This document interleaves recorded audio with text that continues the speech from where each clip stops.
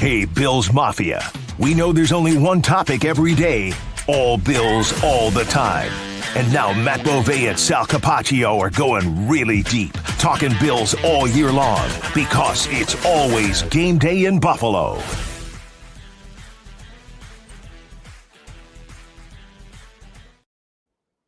Neither rain nor sleet nor snow is going to stop. It's always game day in Buffalo. I can't trademark that. That's like the post office, but it is kind of wet rain. It's going to be snowing out. Got another winter storm coming here, little lake effect. And it doesn't matter that Matt is actually covering the Sabres amidst their, 6-7 game losing streak. I'm down here at One Bills Drive. We're here to give you an always game day in Buffalo. We do it no matter how we can get it to everybody, Matt. Yeah, I was supposed to be there today. I had to make a quick adjustment. One thing that nobody tells you is that babies get sick and kids get sick a lot. So our daughter has been sick for the last several days. So I needed to stay home with our daughter, do the trade-off with my wife. Conveniently, the Sabres play tonight, so I was able to, switch course quickly. I'll cover the Sabres game, but I'm usually down there on Wednesdays and Thursdays, so you are going to have to fill me in on everything I missed from this riveting Wednesday press conference.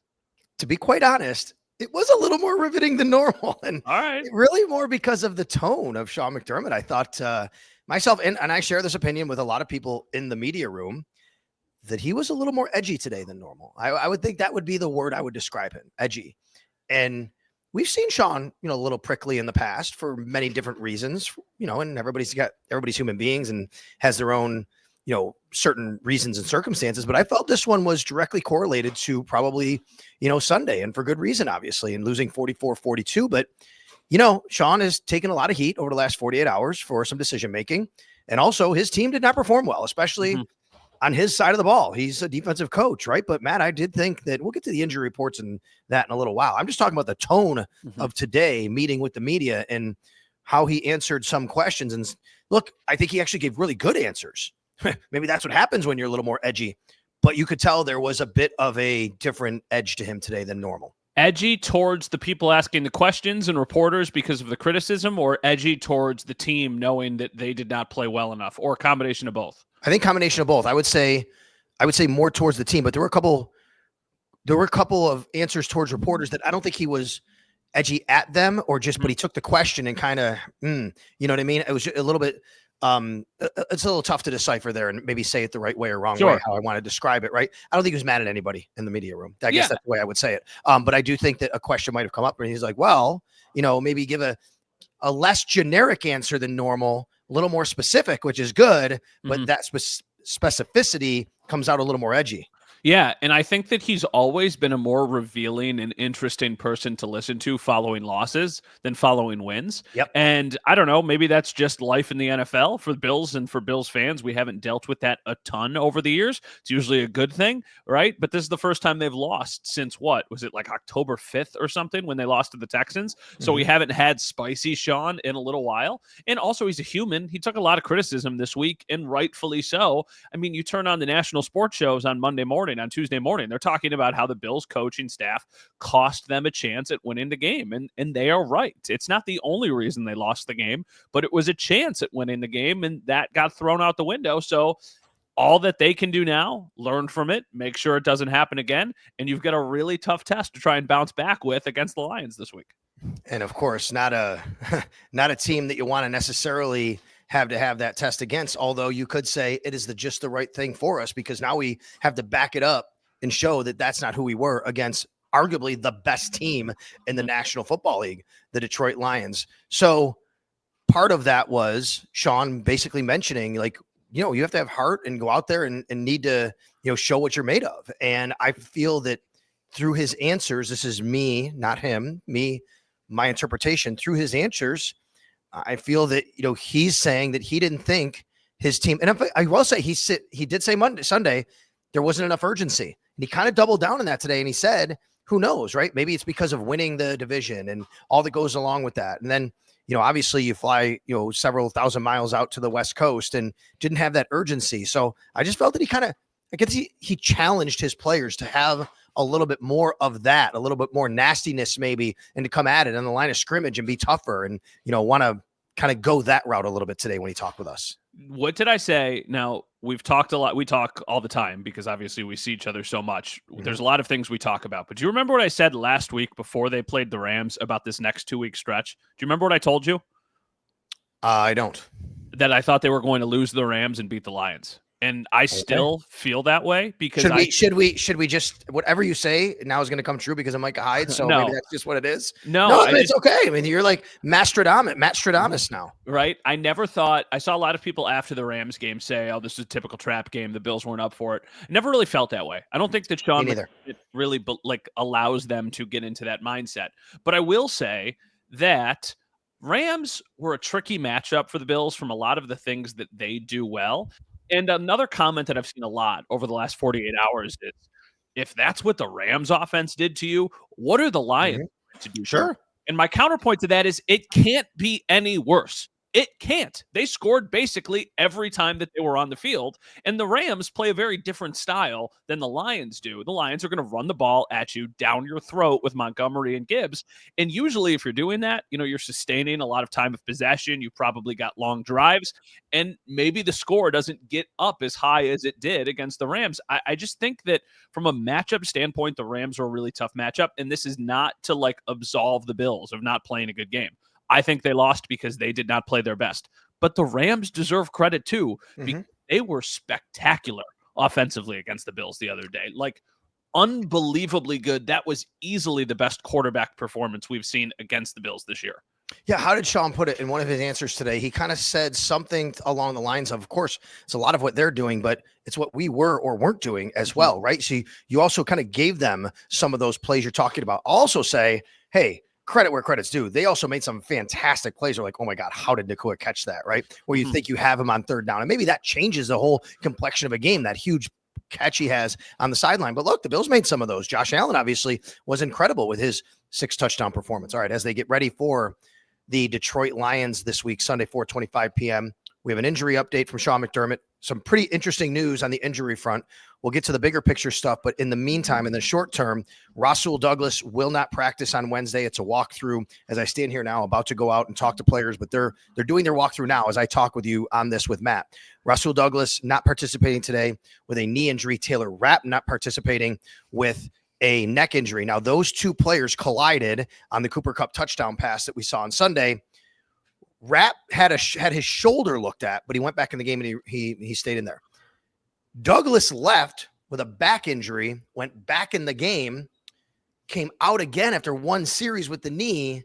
He didn't finish the game. He never went to the locker room, but now he's not practicing, so obviously something to monitor. Casey Tuhill, he has ribs. He's limited today. But on the good news for this week right now, Keon Coleman, a full participant, and Dalton Kincaid, a full participant as well. Although he didn't mention him by name, he did say he didn't mention him in that other bucket, so we're going to assume he's a full. Yeah, I think that there's some good news there. There's some bad news there. I think the way the offense has performed without Kincaid and with Coleman, having those guys back is a nice boost, but not like a massive game changer to me.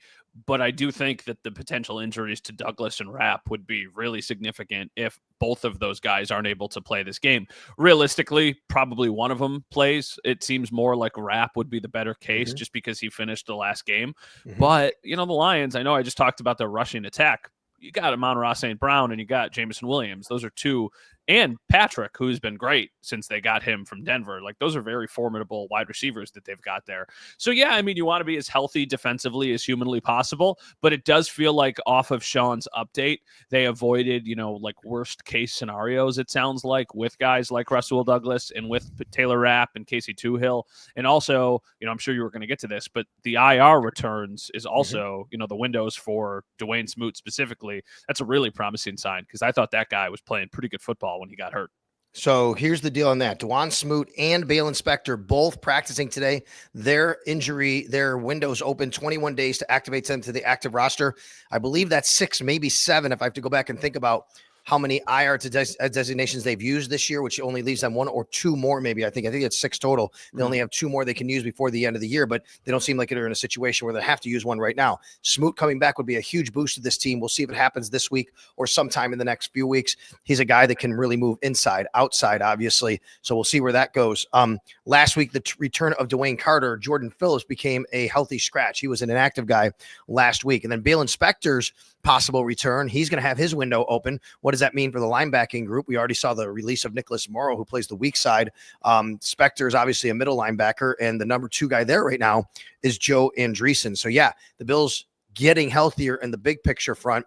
And if they can get Keon Coleman back this week, obviously that would be a big boost. They can get him and Dalton Kincaid. This is a team, Matt, that has scored 30 points in 7 straight games. And pretty much for the majority of those games, 4 or 5 weeks, basically, have not had Keon Coleman or Dalton Kincaid. Yeah, I thought they missed Kincaid a bit in the Rams game until they really started to click in the second half. It felt like there were a couple opportunities in the middle of the field where Kincaid would have kind of been a nice way of hitting the Rams defense, not just Khalil Shakir. It felt like a lot of that for the last several weeks has been if Shakir gets open in the middle of the field, they get the ball to him. But if he doesn't, then Josh kind of has to scramble and make things happen. So I think Kincaid will bring them a nice boost. I think off the top of my head, Dawson had 1 catch for 5 yards in this game. So the tight end position, he had a couple nice catches against the 49ers and really for the last couple games before that, but they have needed more from the tight end spot. So I do think having Kincaid back now would go a long way, just kind of building towards, the playoffs and having just another weapon for Josh Allen. Keon Coleman's another interesting one, but Mac Hollins has played well. So they're going to have to find somebody to take off the field. I assume it's a lot of Curtis Samuel comes off the field and they just, go with Keon and Dalton and Mac. Jalen Virgil would become inactive, I guess. Yeah, I also think there's a chance that they just cut him and then just try and get him on the practice squad. Especially if you return somebody from the IR. And by the way, Tylan Grable, he's in his 3rd week here. He's got to be activated at some point sooner. I got to do the math on it. But Tylan Grable, if you're going to activate him, which maybe they don't. If they don't, they shut him down for the rest of the year. Ryan Vandermark then is obviously your swing tackle the rest of the year. But he had beaten out Ryan Vandermark. That's an interesting roster decision they have to make. I think they probably move Will Clapp at that point. If that's what they do, they probably put him back on the practice squad and activate Grable. That said, though, at this point in the season, maybe you roll with the guy who's got a bit more experience with Will Clapp and just treat this as more of like a redshirt year for Grable and just leave, the line the way it's been for the last several weeks. I actually think that might be the smarter play here as opposed to a guy coming off of an injury who doesn't have a ton of NFL experience. All right, so Sean was also asked about Kaiir Elam being a healthy scratch. Has a couple really interesting responses I want to get to here. He said, everything's earned. We know exactly, how he treats that. He said, we'll see when asked if Jamarcus Ingram would be Douglas's replacement if Douglas can't play. And then when he was asked to expand upon Kaiir in a way, he basically said, when he was asked, well, what is he not doing? He said, well, it could be a combination of him not earning it or others earning it more. What do you think about Kaiir Elam and his status right now on this team and playing? And what if Rasul doesn't play, where that leaves him? I think they're going to still play Kaiir, even though that's a bit cryptic there. I still think that they... You think Kaiir would play over Jamarcus Ingram? I do. I know that you don't. I think back the last time they've had an injury to a corner, they used Elam. And I don't know how much has changed since then. But I think if I could stop you for a second, I think the reason for that was because Cam Lewis was filling in as the nickel.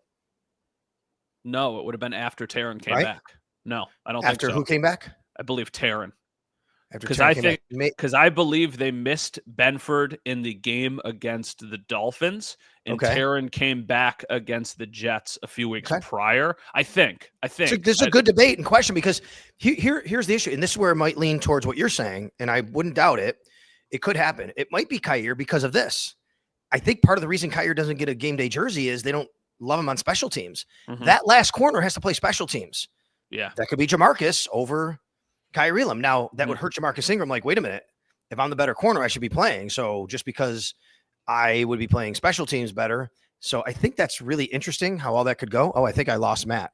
All right. So maybe we can put me in a one box here. Anyway, we'll try and hook back up with Matt here. I think I just lost him. If you're on the video side of things, thank you. It's always Game Day in Buffalo. Sal Capaccio here with you. And you can always subscribe to us at Sal Sports on YouTube, at Sal Sports on all the social platforms as well. But of course, at Matt_Bove. If you want to subscribe to the show, it's always Game Day in Buffalo. Obviously, wherever you podcast, we are available there, whether that's on iTunes, Spotify, anywhere else, and of course on the Odyssey app. In the meantime, I wonder if I'm trying to do this with Matt. Did he have to leave? Let's see. Matt said he's basically just frozen and shut down. All right. Let me just wrap everything up here. All right. So we'll do that here. Sorry, everybody. We'll do this in real time. I'm down here at One Bills Drive. Matt is at his place at home as he has a sick child. So I will wrap up by saying this. If Rasul Douglas cannot go, I do find it interesting. I'm going to go with, I think they would play Jamarcus Ingram at the other corner opposite Christian Benford. Matt says he thinks it's Kyrie Elam.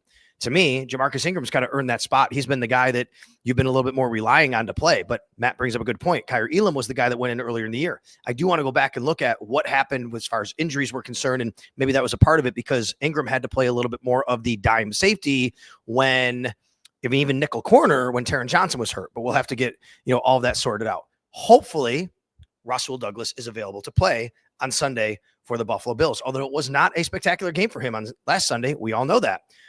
So we'll see. As far as the Lions are concerned, they have a lot of injuries as well. The Lions are a very banged up team. I think they lead the league in number of guys on injured reserve. And on top of that, they have a bunch of guys that have not played last week. Remember, they have 10 days to get ready for this one, get healthy after their Green Bay Thursday night game last week. So they're trying to get healthy. I know that Dan Campbell said a few of the guys are getting closer. Maybe Taylor Decker's getting a little bit closer. They're banged up on the D line. They might be a little bit healthier than they have been, but that's not saying a lot because they're pretty banged up. So this is a Lions team that, despite all those injuries, are still playing incredible football. They're number one in the NFL in points scored. The Bills are number two. They're the only two teams in the entire NFL that are averaging over 30 points per game. The Lions are also, I think, sixth in the league in points allowed, something like that. But I mean, they're just having a massive season. This is a obviously huge test for the Bills. It's a 4:25 p.m. game on Sunday. CBS national game, just like last week against the Rams. CBS is bringing their entire crew to Detroit, just like they brought their entire crew to Buffalo before the Kansas City Chiefs game. So nationally, this game is going to resonate. Finally, two quick items for you. Josh Allen, 6 touchdowns total, 3 passing, 3 rushing. Does not get named AFC Offensive Player of the Week, but we all knew that was going to be the case, right? Because the only players that get the Player of the Week, this really puts the nail in what I've been saying all along and telling everybody, which is you got to win a game. Whether it's right or wrong, we could debate that. The NFL does not give offensive or defensive or special teams players of the week to losing teams. They just don't. Because if ever a week Josh Allen deserved it, it's when he went over 400 yards and set an NFL record with 6 total touchdowns in a regular season game. So he didn't get it. That award went to Jamar Chase, who was spectacular, obviously, on Monday night for the Cincinnati Bengals as well. But Josh does not get AFC Offensive Player of the Week. And you could argue maybe he didn't deserve it last week when he got it against San Francisco outside of that, incredible play that he made. But he didn't win it here. All right. The other final bit of news that we have to get to real quick. The Bills have announced minority ownership. Partnership is how it's described. Let me get to that real quick. I'll tell you exactly what it is. Limited partnership. It says, here's the release they put out. We're proud. This is the tweet they put out. We're proud to confirm the addition of 10 limited partners to our ownership group for the first time in franchise history. Welcome to the family. And part of that ownership group and the names, Vince Carter, Tracy McGrady, and soccer superstar Josie Altidore. If you remember, all 3 of them were in Buffalo in Orchard Park for the Monday night game against the Jacksonville Jaguars in week 3. Well, now we kind of know a big reason why that is. Vince Carter, Tracy McGrady, and Josie Altidore, part of the new Buffalo Bills limited partnership, as that was approved today by NFL owners, along with Eagles limited partners and Miami Dolphins limited partners. New rules now are allowing this to happen in a different kind of financial way than ever has happened before. You can go read about a lot of that stuff. What does it mean to be a limited partner? Well, basically it means it's an investment. It's just like an investment in any other business. You put money in, you're investing in, you're part of the investment group, the ownership group, but you have no say in anything. Vince Carter, Tracy McGrady, Josie Altidore, or anybody else, they're not making decisions on hirings and firings. They're not going to owners meetings and voting on things. That is all still Terry Pagula. But what they do is put their money in, and obviously they get return on investment as far as money is concerned. And I guess I'm just going to be some perks along the way, maybe some sweets. You'll see them at the games and things like that, along with Mike Jew, Tom Berger, Rob Palumbo, Teresa Gao. I hope I'm saying her name right. I apologize if not. Sue McCullum and Rob Ward. You can find all of that information at buffalobills.com and elsewhere. Matt will have more at WKBW and WKBW.com. I'll have more at WGR550.com. Also on our news side at Odyssey, WBEN, News Radio 930.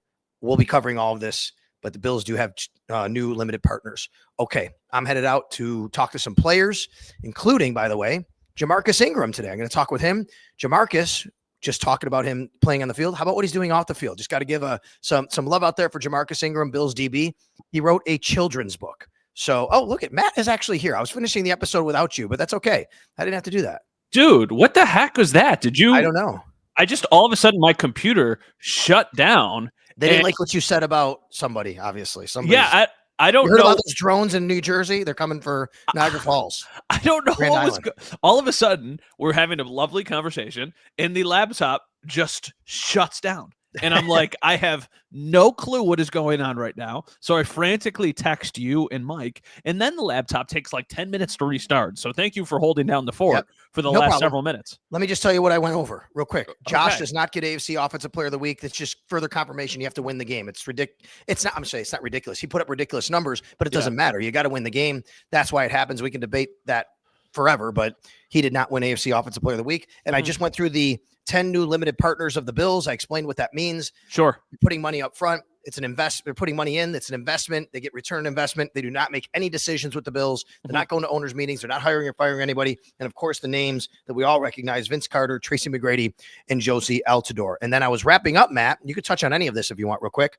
With Jamarcus Ingram, just wrote a new children's book. Yeah. How about that? Yeah, Pretty cool very for cool. Jamarcus Ingram. And I'm going to talk with him a little bit today about that. And it's actually available now. So you can go out and you can find it, Jamarcus Ingram's children's book. So it's pretty cool. So congratulations to him. Yeah, very cool. Thank you that's a good list of topics that you touched on. The partners that the Bills announced today of the 10, I believe like 3 or 4 of them have Western New York connections. They're either from here or were raised here, which is really, really cool. Obviously, the big names are Tracy McGrady and Vince Carter and then Josie Altidore. But I definitely want to try and connect with some of the owners that are from the area. A couple different people tweeted at me and said, hey, they've got interesting stories. So we'll try and connect with them down the road when we don't have like a massive game to get ready for.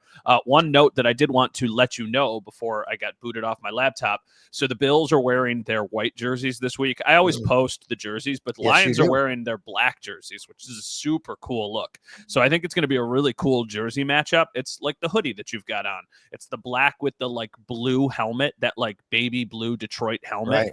Right. And then the black Lions logo on it. So I would imagine the Bill, I don't know what color pants they'll wear. White on white seems to make the most sense, but a clean jersey matchup. And I mean, obviously a huge game. So this will be a really fun one. No doubt. Thanks a lot to Mike Rabier, our producer. Matt, I hope Ilya feels better.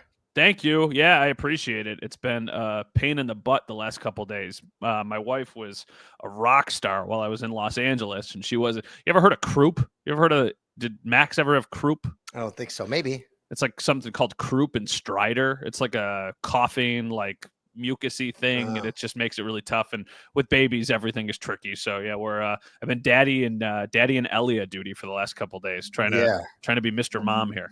Well, listen, you go take care of your child, obviously, and we'll talk again a little bit later in the week. Get everybody ready for Bills Lions 4:25 p.m. game. Thanks a lot once again for downloading, subscribing, and hey, quit messing with Matt's computer over there. Really. Yeah.